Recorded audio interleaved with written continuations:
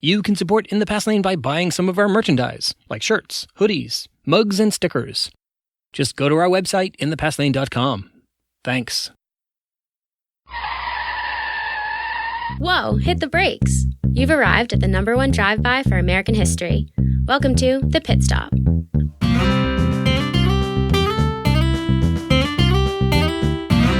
Brought to you by In the Past Lane, the podcast about history and why it matters. Here's Edward T. O'Donnell, your host and historian at large.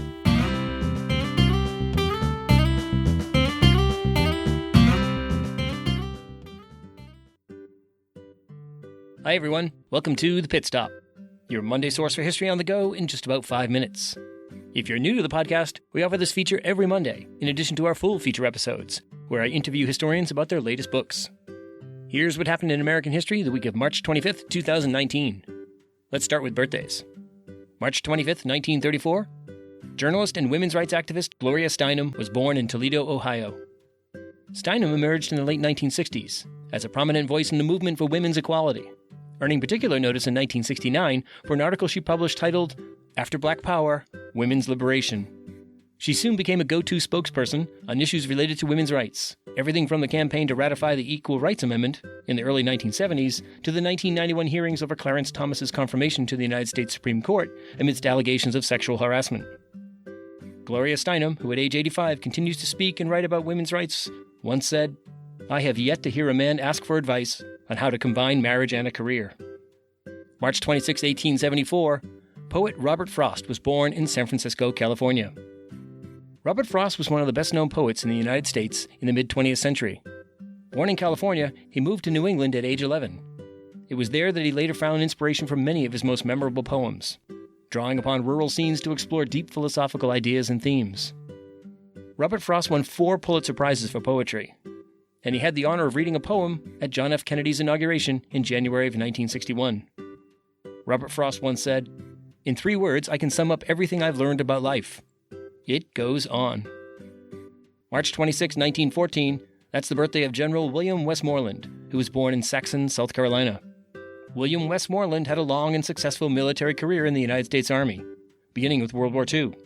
But his career foundered, like so many others, when he got involved in the Vietnam War. It wasn't that he was incompetent at running military operations. Rather, it was that he became part of the Johnson administration's attempt to convince the American people in late 1967 and early 1968 that victory in Vietnam was right around the corner. Or as they put it, it was, quote, light at the end of the tunnel. But when it became clear in early 1968, when the U.S. had more than 500,000 troops in Vietnam, that the war was going poorly and that there was no end in sight, Westmoreland was replaced in Vietnam by another general and assigned to serve as Chief of Staff of the United States Army.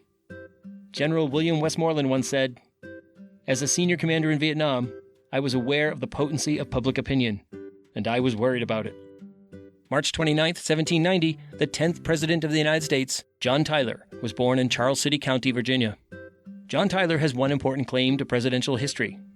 He was the first vice president to become president after the death of a sitting president.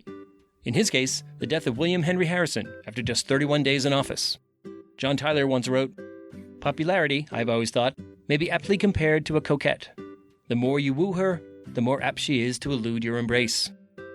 March 29, 1867, legendary baseball pitcher Cy Young was born in Gilmore, Ohio.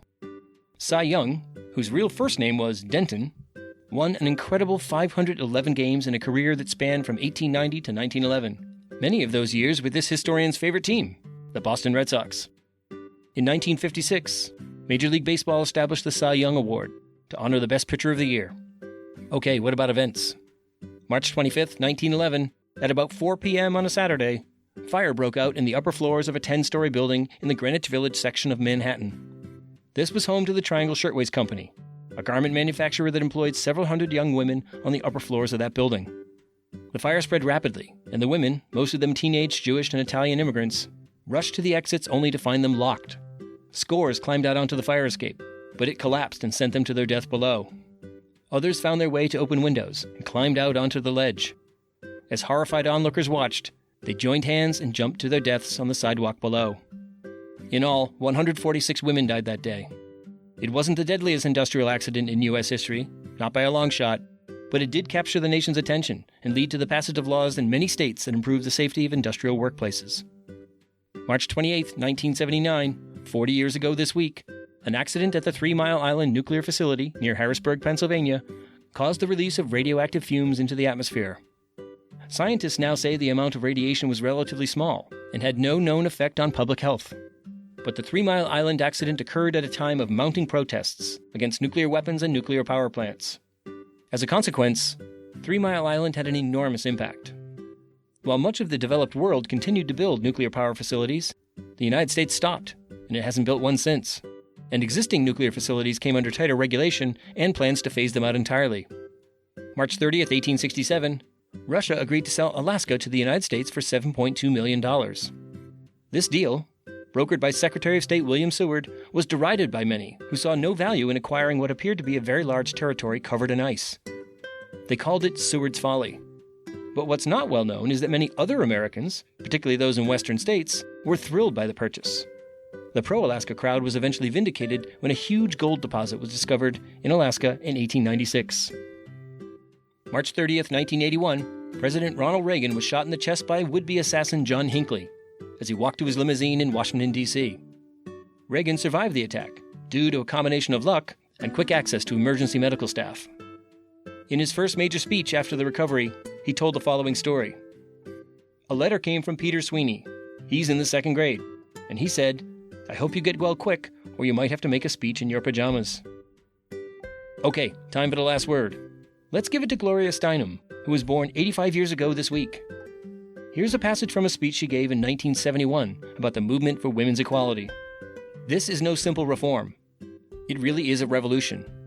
Sex and race, because they are easy, visible differences, have been the primary ways of organizing human beings into superior and inferior groups, and into the cheap labor on which this system still depends. We are talking about a society in which there will be no roles other than those chosen or those earned. We are really talking about humanism. Okay, people, that's your history fix for the week. Now put it in drive and go make your own history.